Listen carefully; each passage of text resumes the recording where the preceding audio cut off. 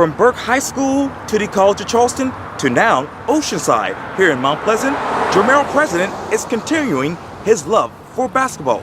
In this special edition of Quintin's Close-Ups, I sit down with him one-on-one. Jermel, it is so good to see you again. Good to see you, Q. I appreciate this. Thanks for having me. I love being on Quintin Close-Ups, man. It's a great thing. And I told you a long time ago, the work that you do would be very, very appreciated, and keep doing what you do. I definitely will. And as I mentioned to you as we were walking up here, you've been extremely busy. Yeah. Extremely busy with this new role at Oceanside, and enjoying it a lot. But it's keeping me busy. But it's what I want. It's what I've been built for, and I really enjoy the success we had so far. Describe to me the following one word: military magnet. Military magnet. A good school, a good opportunity for kids to get education and to experience a different type of schooling within our system. We just played them on last Tuesday, and great atmosphere, great kids, great school, and happy to be part of playing teams of that nature and moving forward. Columbia High School. Interesting. Columbia High School. You played against them too? Played them twice on the road, 90 minutes away from this area. It was a good experience. Great coaching staff, great kids as well. Washington Academy. Washington Academy. We will see them tomorrow. Yes. Yeah, we'll see them tomorrow on Friday. Our first home game at Royal Baptist Church. We don't have a facility yet, so they're coming down for our first home game, and look forward to that game. Hand in hand. Real scrappy group. We played them twice as well, and they got a really good coach over there. Real scrappy athletes over in North Charleston. So hopefully that program will continue to build. Baptist Hill. Scrappy crew. We played them in the Marty Richard Classic this year, and again, really good ball club. Speaking of which, the Marty Richard Classic was held at Burke High School this past fall. First, obviously, it was the first classic without him after his passing. And two, you returned there, which is really home for you. Talk to me about where you were emotionally. That's a good question. Melvin Watson, he and I played together in high school, and he coached at South Point. Actually, they smacked us in the game. But Marty Richard, coming back to that school, coming back to that tournament where Melvin and I played a lot of years ago, and it was a great experience to be former players playing.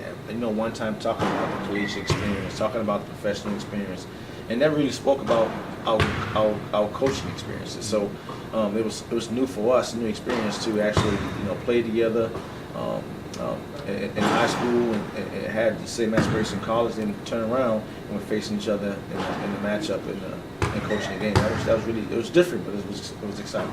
Speaking of which, you said this on December 27 on Facebook, quote, tonight, 7 p.m. at the Doghouse, Burke High School. It's more than just a basketball game. So what was it in your mind? Again, Melvin and I that played against each other, we coached that game, but it was more of, taking a student athlete from Burke High School and doing the right things, going to college, playing professionally, and then end up giving back to those kids in the community that need the type of knowledge we're putting in these kids. So it was more than just a game, because we learned so much more from being friends, and learned much more and being in this community. We wanted to give some of that back to the kids in the community, just not about the game, about life, persistence and going after your craft. And speaking of which, Oceanside versus South Point, obviously they won that game 67-47. You told the Post-Employer this quote, to come down in our home gym and actually coach and direct 12 other kids to do what we did 20 years ago, it's amazing. I'm at a loss for words. Obviously you might have been lost for words, but what was running through your mind at that time during that particular game? Just again, going back to 20-some years ago, where Melvin and I was coming out of the locker room and having layups and getting ready to play a game. Now we got 12 other kids that we're trying to instill some of those same beliefs and work ethic and characters in our kids. And again, I was lost for words at that time, and I still am, because I guess after the season over, we go back and look at things, and I can be like, man, I played here, coached here, and community is behind the whole thing. Hats off to Burke High School putting on a great tournament Yes. in the Marty Russia. Yeah. Speaking of which, Oceanside, the Post Inquirer read this headline like this: Oceanside Collegiate Academy continues to grow. Boys basketball team off to a 7-1 start this past fall. What else would you add to that particular headline if you could? Oh man, I mean, it's a couple things like that. I'll start off with, being, we commend the Pinnacle Group for putting Oceanside here. We have a great board, and Marvin Armstaff, that's, the CEO of the board. Right. We have a great staff, and Brendan Corley leads that staff. So it can go on and on, but I think Oceanside was a great opportunity to give kids a different look versus traditional high schools when it involved sports. Okay. And starting 7-1 in our first year is huge. Being the fact that schools wouldn't schedule us initially, we didn't know what players we were going to get. But I think having our 5 seniors, they came in, they gelled, and we're off to a great start. And I'm happy to be part of a huge success. Jermel President, the coach. You took over during a tough time during that particular school year and the team per se. I'm wondering why now? I think it was just my time, Quintin. Leaving Burke High School, leaving the College of Charleston, and starting the Day Foundation. I always wanted to have a wealth of knowledge that I could give kids from the sport. And I think building, my brand, I just never want to step out of that. But now my Day Foundation is turnkey, it's successful, right. So that leaves me a little bit of time to try something else. And Oceanside came at a perfect time in my life where my business was already branded and moving, and job security was a big deal because you can't come to school and lose, and you got people to look for. So I think having that security as far as job security and having my business branded allows me to give some time back and do something else different, which was coaching high school basketball. Finish these sentences for me. Be a mentor is a great opportunity. I'm on the board of being a mentor, and I think our first meeting is next week, and I think it's a great opportunity for myself and the kids in the community that can benefit from that great organization. Travel Basketball Summer 2017 will be another great opportunity. Last year we played our 6th grade group. We won 3 out of 5 tournaments. This year we're starting another whole group in 2 groups, and our whole development is just. Our whole summer league is just strictly development. We don't play the AAU circuit. We just stick to the state of South Carolina, and they have kids develop. So then that sentence is a great opportunity for kids to develop. Landshark Classic is? Landshark Classic is possibly the best tournament that's going to be here in the next couple of years. Our next tournament will actually be here. Yeah. We got looking at 10 teams, probably 2 or 3 top 25 teams.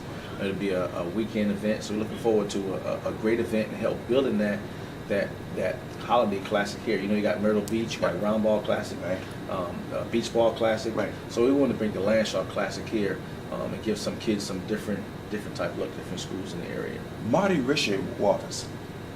The best thing that ever happened to this area. I mean, being an African American and things that I heard stories about, different movements and things that he'd done. I think myself would never have the success I had coming through Burke and through the sport if it wasn't for people like Marty Risher doing the things he did and sacrificing his time to give back to the community. Tony the Peanut Man was a good friend of mine.